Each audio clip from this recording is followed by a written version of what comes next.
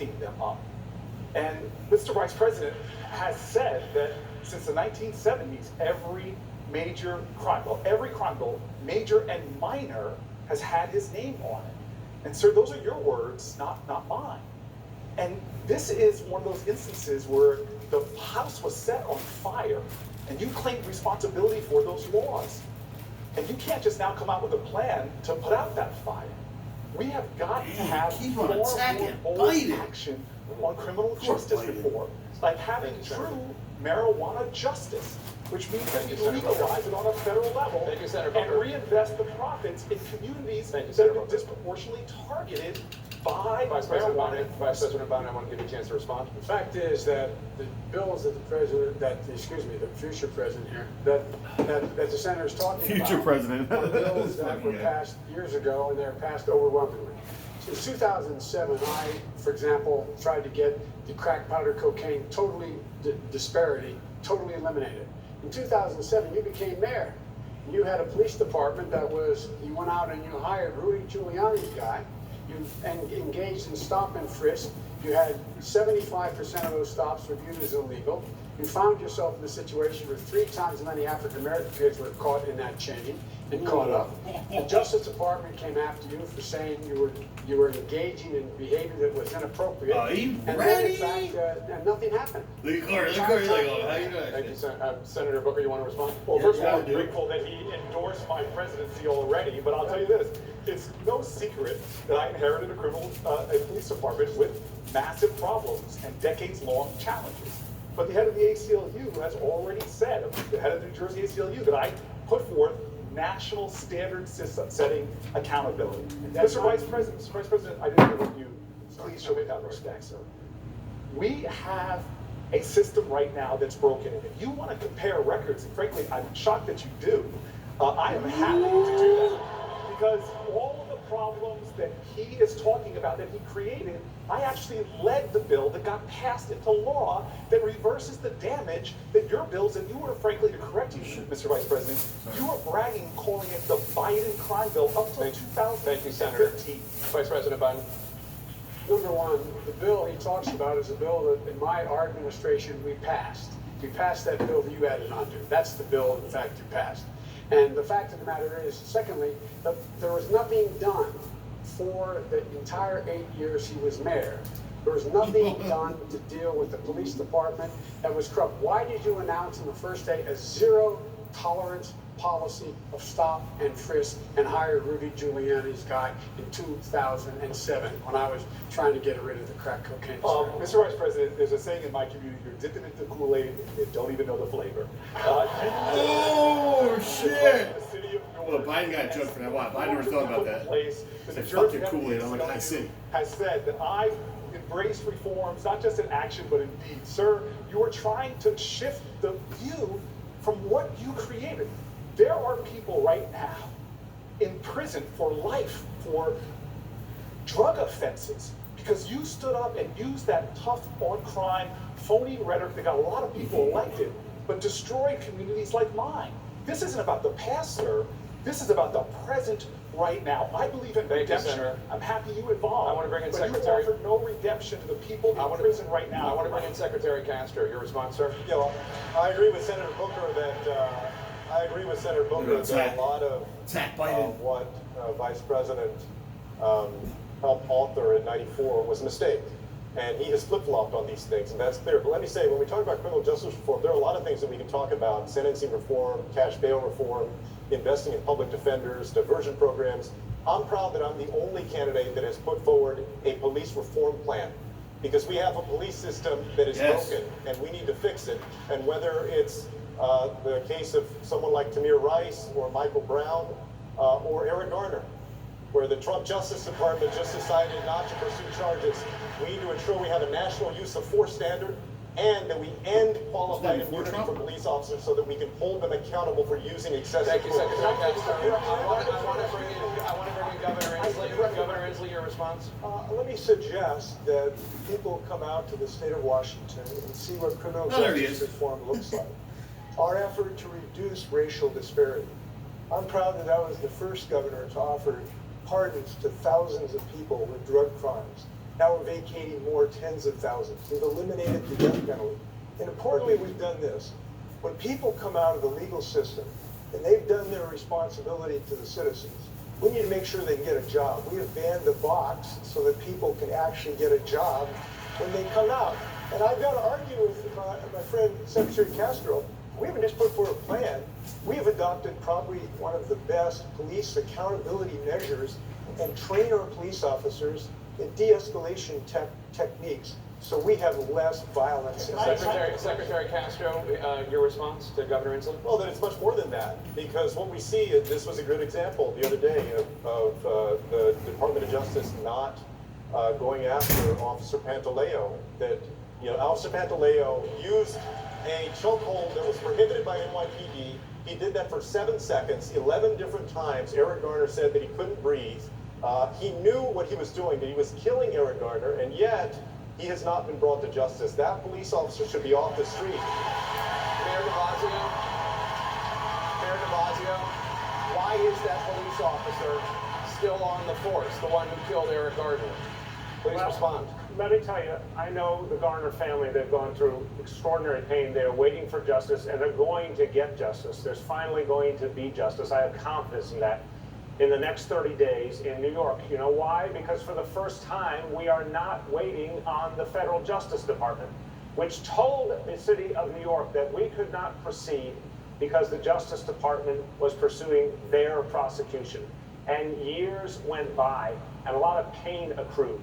And in the meantime, what I'm working on is making sure, and I have for 5 years, there will never be another tragedy. There will never be another Eric Garner, because we're changing fundamentally how we police. Thank you, But there's one last point I have to say about the Justice Department. The Vice President, for 2.5 of those years, Mr. Vice President, tell us, what did you do to try and spur on the Justice Department to act in the Garner case? Thank you, Mayor de Blasio. Vice President Biden, you can respond to that. We did a lot. Number one, we made sure we reduced the federal prison population by 38,000 people. Number one. Number two, we in fact insisted that we changed the rules of police engaging. We provided for body cameras. We made sure that there were a lot of things that were changed in the process. 38,000 people in the federal system were released under the system. And so the fact is that there's a lot we've done. But here's the deal. The fact is that we're talking about things that occurred a long, long time ago. And now all of a sudden, I find it fascinating. Everybody's talking about how terrible I am on these issues. Barack Obama knew exactly who I was. He had 10 lawyers to do a background check on everything about me on civil rights and civil liberties, and he chose me, and he said it was the best decision he made. Thank you, Mr. Vice President. Mr. Yang, your response? I speak for just about everyone watching when I say I would trust anyone on the stage much more than I would trust our current president on matters of criminal justice. We cannot tear each other down. We have to focus on beating Donald Trump in 2020. I want to share a story that a prison guard, a corrections officer in New Hampshire, said to me. He said we should pay people to stay out of jail because we spend so much when they're behind bars. Right now, we think we're saving money. We just end up spending the money in much more dark and punitive ways. We should put money directly into people's hands, certainly when they come out of prison, but before they go to prison. Thank you, Mr. Yang. I want to bring in Senator Gillibrand. You heard earlier Mayor de Blasio respond to Secretary Castro on the question of why the police officer who killed Eric Garner is still on the NYPD. Was that response adequate? Please respond. No, he should be fired. He should be fired now.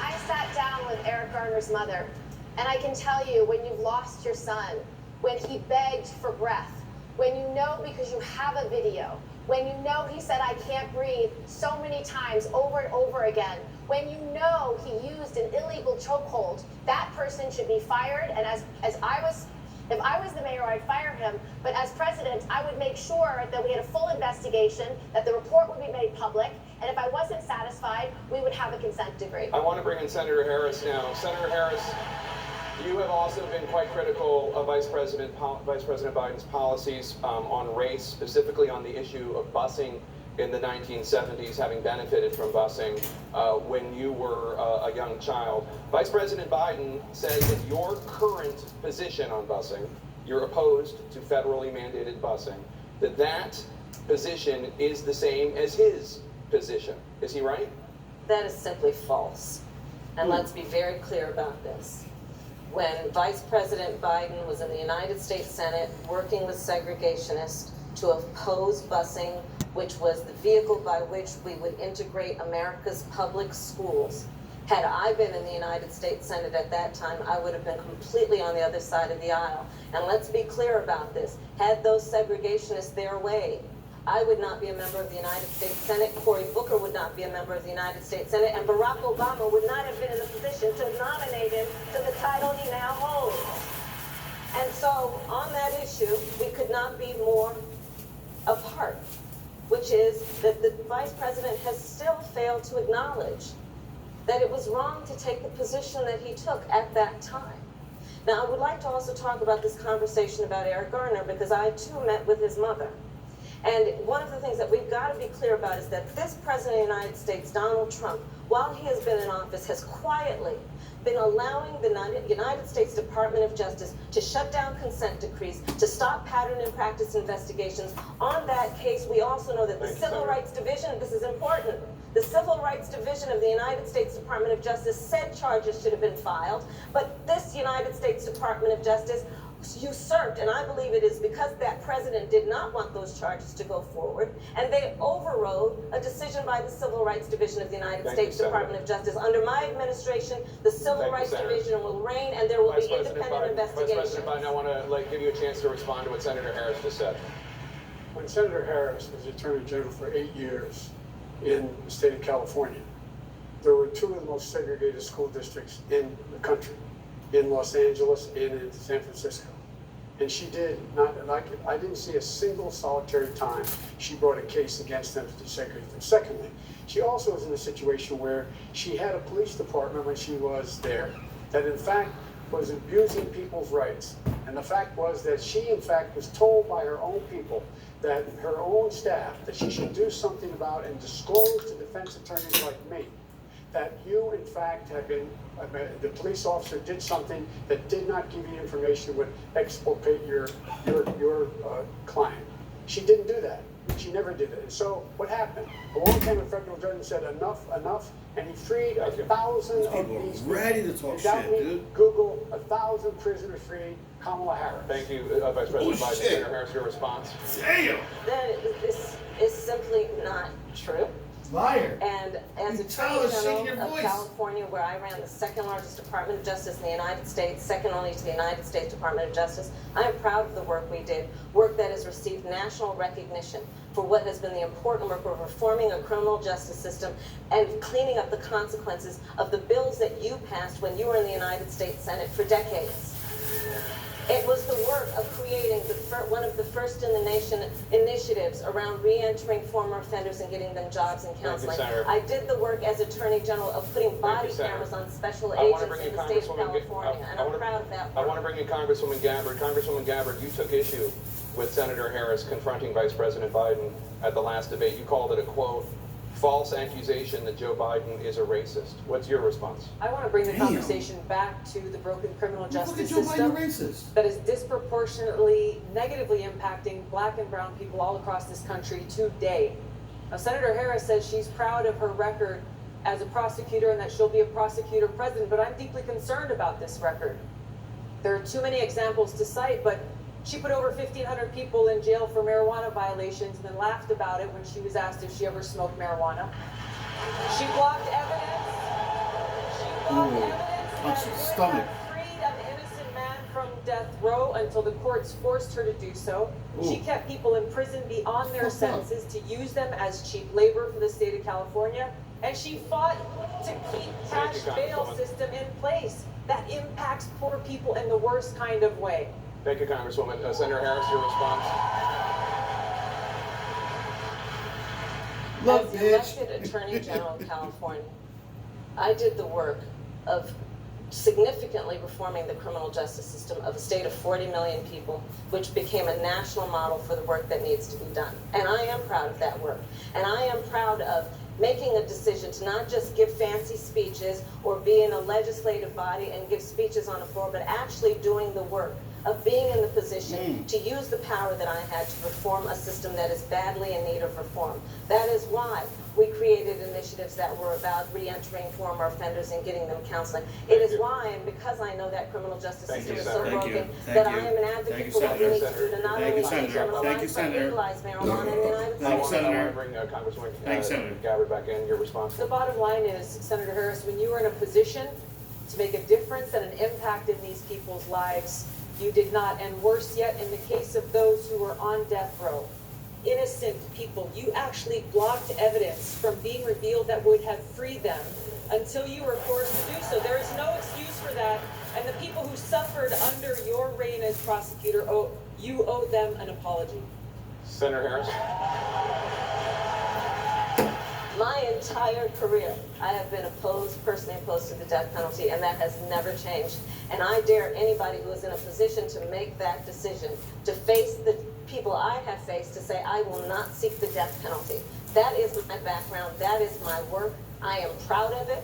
I think you can judge people by when they are under fire, and it's not about some fancy opinion on a stage, but when they're in the position to actually make a decision, what do they do? When I was in the position of having to decide whether or not to seek a death penalty on cases I prosecuted, I made a very difficult decision that was not popular to not seek the death penalty. History shows that, and I am proud of those decisions. Senator Harris, thank you very much. Senator Bennett, a question for you.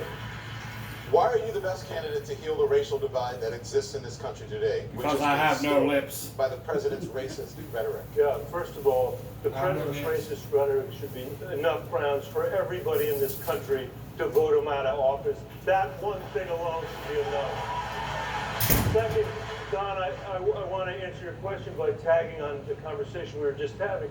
This is the fourth debate that we have had, and the second time that we have been debating what people did 50 years ago with busing, when our schools are as segregated today as they were 50 years ago. We need a conversation about what's happening now. And when there's a group of kids in this country that don't get preschool through no fault of their own, and another group does, equal is not equal. And we've got a group of K-12 schools that are good because families can spend $1 million, and you've got the Detroit public schools that are as segregated as they were. Equal is not equal. And let me tell you something else, son. I believe you can draw a straight line from slavery through Jim Crow, through the banking and the redlining to the mass incarceration that we were talking about on this stage a few minutes ago. But you know what other line I can draw? 88% of the people in our prisons dropped out of high school. Let's fix our school system, and maybe we can fix the prison pipeline that we have. Thank you, Senator. Governor Inslee, what's your response? Governor Inslee, please respond. You know, I approach this question with humility because I have not experienced what many Americans have. I've never been a black teenager pulled over in a white neighborhood. I've never been a woman talked over in a meeting. I've never been an LGBTQ member subject to a slur. And so I have believed I have an added responsibility, a double responsibility to deal with racial disparity. And we've talked on the way we do it, including ending the school to prison pipeline in my state. But I want to say this, and this is a common error, that every single senator on this stage, as much as I respect them all, they all have an enormous error which is going to prevent our party from making any progressive progress in the United States. And it is this. We are all going to work like the Dickens to get more Democrats elected to the Senate, right? We are going to do that. And I hope we're going to succeed. But if we get a majority in the U.S. Senate, because of the position of these senators, not a damn thing's going to get done. And I'll tell you why. With all their good intentions, and I know they're very sincere and passionate, and I respect them enormously, but because they embraced this antediluvial, a supermajority thing called the filibuster, Mitch McConnell is going to run the U.S. Senate even if we take a majority. We got to get rid of the filibuster so we make progress. Mr. Yang, why are you the best candidate to heal the racial divide in America? Your response. I spent 7 years running a nonprofit that helped create thousands of jobs, including hundreds right here in Detroit, as well as Baltimore, Cleveland, New Orleans. And I saw that the racial disparities are much, much worse than I'd ever imagined. They're even worse still. A study just came out that projected the average African-American median net worth will be 0 by 2053. So you have to ask yourself, how is that possible? It's possible because we're in the midst of the greatest economic transformation in our history. Artificial intelligence is coming. It's going to displace hundreds of thousands of call center workers, truck drivers, the most common job in 29 states, including this one. And you know who suffers most in a natural disaster? It's people of color, people who have lower levels of capital and education and resources.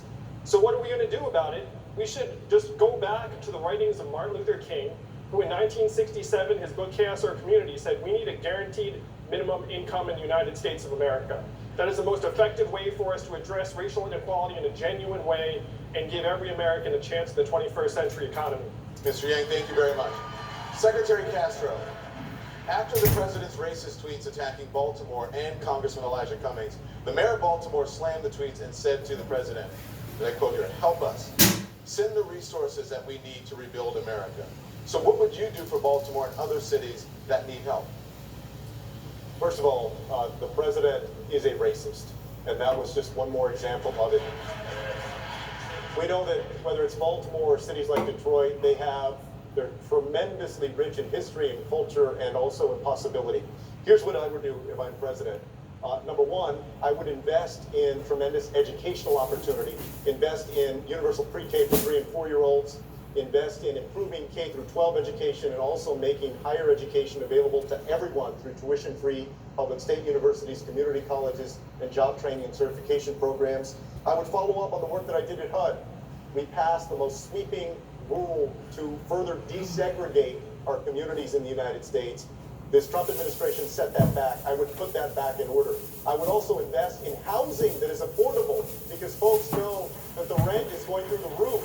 And we need to make sure that you don't have to get out of West Baltimore or inner city Detroit or the west side of San Antonio or anywhere if you want to reach your American dream. I want you to be able to accomplish it in your great neighborhood where you are. Thank you, Secretary Castro. Senator Gillibrand, what's your response? So I don't believe that it's the responsibility of Corey and Kamala to be the only voice that takes on these issues of institutional racism, systemic racism in our country.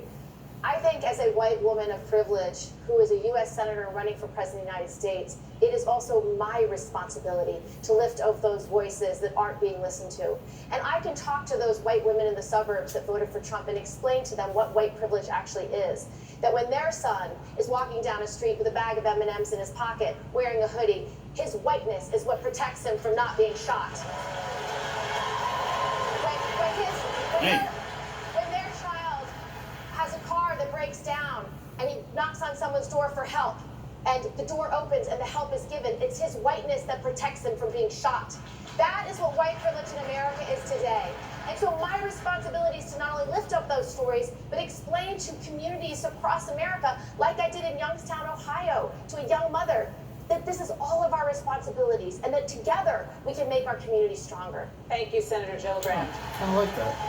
Let's now turn to the issue of the climate crisis. The United Nations says the world needs to cut all carbon emissions by 2050 or risk facing disastrous consequences. Governor Inslee, many of your fellow Democratic candidates say climate change is the biggest existential threat facing the country. You, though, are calling it the #1 priority in your campaign. Wouldn't you know that the others don't? Well, I know the firsthand terrific impact of climate change on Americans across the country already. The family who I saw with their aluminum home, now just a pile of molten aluminum, they lost everything in the Paradise of Fires. The nonprofit in Davenport, Iowa, that was washed away in the floods. We have to act now. Look, climate change is not a singular issue. It is all the issues that we Democrats care about. It is health. It is national security. It is our economy. And we know this. Middle ground solutions, like the Vice President has proposed, or sort of middling average-sized things are not going to save us.